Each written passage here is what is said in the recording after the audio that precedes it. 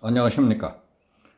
7월 1일부터 시행되는 백신 접종을 마친 사람이 입출국할 때 자가격리에 대해 말씀드리겠습니다.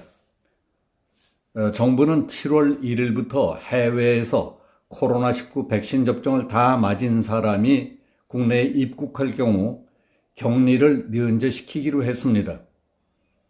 그런데 문제는 항체 생성이 50% 정도밖에 안 되는 중국 백신 두 종류를 포함시켰다는 것입니다. 이해할 수 없는 일은 항체 생성이 부실해서 물백신이라는 별명이 붙은 중국 백신을 맞고 입국하는 사람에 대해서는 격리를 면제시키도록 하면서도 백신을 맞은 우리 국민이 중국에 가면 중국 측은 예외 없이 3주일 동안 자가격리를 시킨다는 사실입니다. 따라서 중국에서 백신을 맞은 한국인 주재원과 교민들은 한국을 방문할 때에는 격리 면제 조치를 받는다 해도 다시 중국으로 입국할 때에는 3주 동안 격리 조치를 받아야 합니다. 이렇게 되면 한국 정부의 격리 면제 조치가 실효성을 잃게 된다는 게 중국 교민사회의 지적입니다. 미국, 유럽연합 국가들은 한국에 대해 철저한 상호주의 원칙을 지키고 있습니다. 당연한 것 아닙니까? 그런데 문재인 정부는 중국에 대해 국민 입장에서 볼 때 불공정하고 굴욕적인 틀에서 벗어나지 못하는 이유가 도대체 뭐냐 하고 이해할 수 없다는 겁니다. 세계보건기구 WHO는 코로나 확산 초기 중국을 옹호하다가 친중 논란에 휩싸여서 세계 언론의 호된 지탄을 받았던 일이 있습니다.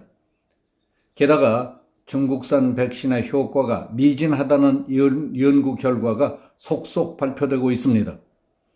지난 20일 홍콩 사우스 차이나 모닝 포스트에 따르면 홍콩 대학 연구팀은 영내 코로나19 백신 접종자들의 항체 생성 여부를 조사한 결과 독일 바이오엔테크가 개발한 파이자 백신 접종의 예방 효과는 95%에 달했지만은 중국의 시노백 백신은 50.7%에 그쳤습니다.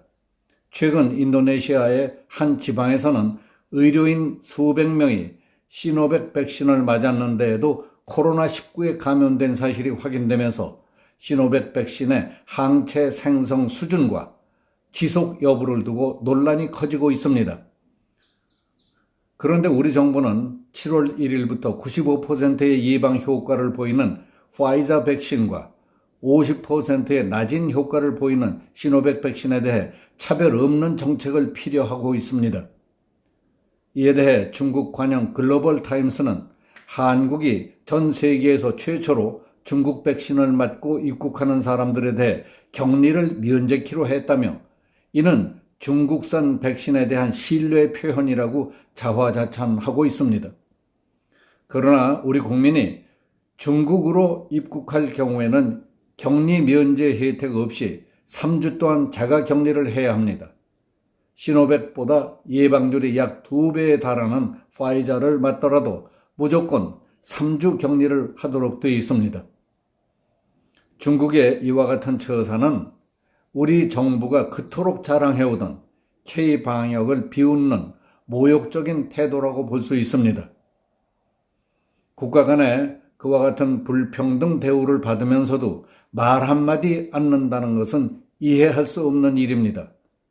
더 심각하고 큰 문제는 델타 변이의 위험에 노출된다는 점입니다. 최근 델타 변이의 확산세가 심각해지면서 외국에서 들어오는 입국자에 대한 통제와 격리가 불가피해진 상황이 됐습니다. 이런 상황에서 중국의 물백신 접종자들에게 격리 면제를 해주는 것은 재고해야 한다는 것입니다. 이 상황에서 중국산 물백신 접종자들에게 격리 면제를 해주고 뜨뜻미지근하게 굴다가는 한순간에 방역 뚝이 무너질 것이라고 우려하는 전문가들이 많습니다. 한국에서 백신 다 맞고 중국 가면 3주일 동안 자가격리를 해야 하는데 약효가 반밖에 안 되는 물백신을 맞고도 중국에서 한국에 오면 자가격리를 면제해 주는 것이 국가와 국가 간의 외교 관례상 있을 수 있는 일인지 궁금합니다.